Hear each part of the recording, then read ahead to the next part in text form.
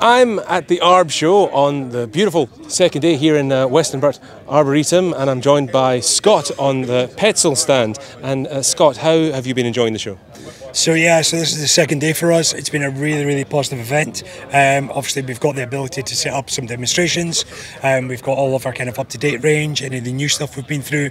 So the ability to talk to the users directly, get that direct engagement, get feedback from them, be able to answer questions that they've got about maybe kit they've seen online, they've seen in the shop, but they haven't purchased, they kind of want to go through. So without kind of thinking about time, pressure, space, we can actually just talk through solutions, talk through the updates that we've got in the equipment, and actually just kind of go, if you want to sit in the harness, you want to see a solution, we can demonstrate it. So it's been incredibly useful for us. Petzl have brought out quite a range of products in the last couple of years, which they might not have had the chance really to show off. What have you got on the stand today that people might have seen for the first time? So one of the newest bits that we've kind of had the chance to go through is we've updated in the last couple of years and launched 2 new pulley cambium savers. So actually kind of anchors coming in. So it's actually been a really good chance to kind of go through the differences between the two of them, the efficiencies, kind of what they're bringing in, but as well that wider story about friction in the system. Pulleys coming into an anchor is an amazing thing. It makes it more efficient for me, but actually on an overall system, when we've got to balance out where all of that friction goes, it's great to be able to kind of showcase that whole story, talk about that whole story as far as if I've got a traditional ringed cambium saver up there, I've got friction up there, and if I put a pulley in, it's easier for me, but it might be harder on my kit. And it's actually just having that time and space to be able to talk about that whole solution it's been incredibly useful. And what kind of reaction have you had from people visiting the stand? Generally really positive. We're generally really open and positive about that whole story. There's no point in giving somebody a small bit of it just to kind of help them decide on that. It's actually worthwhile kind of going, actually, if we're going to do this here, there is a knock-on effect about that, and people are really appreciative of actually getting that, seeing it, feeling the difference, even just here on the truss to kind of go, I can feel there's a friction difference. So it does make a difference there, but actually coming away with all of the information to try and make a really clear decision about what they want or how they want to evolve, it's been really useful.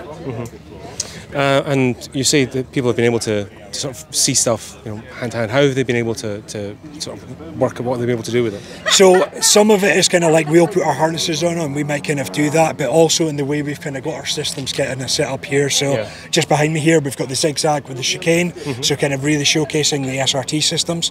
Now obviously in the wider scheme of things, SRT is relatively new in the wider scheme of things, but it's kind of like how our solution, how the zigzags and the chicane work, but kind of how they're adaptable from a moving system into a static system and back and forth between the two. Within our solutions, we've got that flexibility in there, so I don't need to evolve into a whole new skill set for moving around the crown. I can engage with this for access and then go back to something that I'm used to in a moving system really simply and really easily.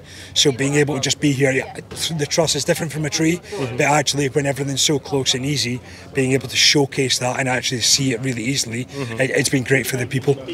And if anyone hasn't been able to, hasn't been fortunate enough to actually get on the stand today, are they going to have any other opportunities coming up where they could see this? Yeah, so we're engaging with the retail network that we've got about any kind of local events that they're kind of doing. So obviously within our team across the UK, the Pro Division now has five team members in it. So actually we're geographically spread to be able to give support locally for kind of be able to do that. So historically we've always worked with the colleges, we've worked with the retail network about coming along for open days, kind of maybe being in the shop sometime to actually kind of support that.